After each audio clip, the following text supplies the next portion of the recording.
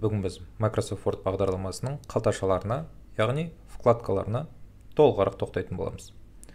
Ең алдымен бізде файл қалташасы. Оны басатын болсақ, бағдарлама жүктелген кездегі пайда болатын бетке өте ұқсас интерфейсті байқаймыз.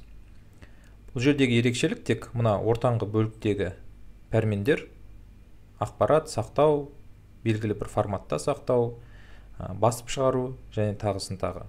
Бұлардың әрқайсысына біз кеңірек тоқталатын боламыз.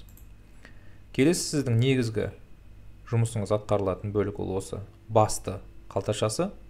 Бұл жерде мәтінді өңдеудің негізгі пәрмендері, абзацты өңдеудегі негізгі пәрмендер, әртүрлі стильдер, қосымша мүмкіндіктер.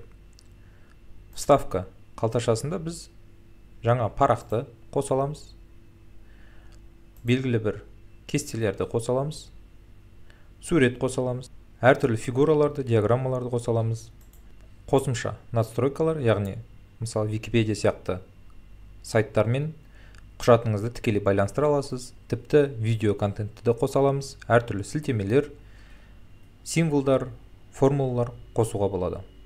Конструктор.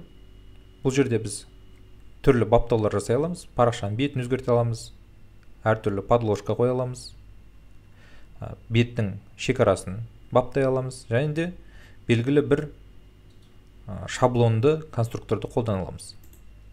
Макетте біз әртүрлі баптаулар, парақшаның ориентациясы қалай өзгертеледі, әртүрлі шегіністерді реттей аламыз.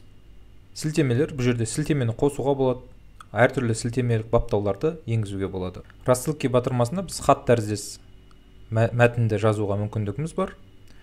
Рецензирование ол сіз таңдаған тілге байланысты осы мәтіннің қателіктерін тауып беріп, оларды жөндеуге мүмкіндік береді. Немесе бағдарлама кейбір сөздерді қате деп көрсетіп тұрса, бірақ сіз оның дұрыс екенін білетін болсаңыз, оны бағдарламаға қабылдауға кеңес бере аласыз.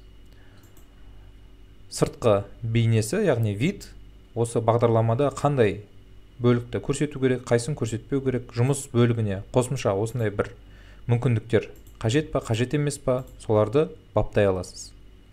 Анықтама.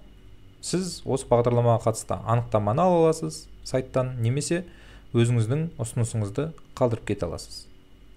Мына жерде сіз өзіңіз іздеген бір мүмкіндікті тере бастасаңыз, сол шығады. Мысалы, формула қойғыңыз келсе, вставить формулу деп баптай бастасаңыз, бірден сол мүмкіндік осы тізімнен шыға келеді. Осымен қалташаларға шолу аяқталды. Келесі сабаққа өтіп, біліміңізді жалғастырыңыз.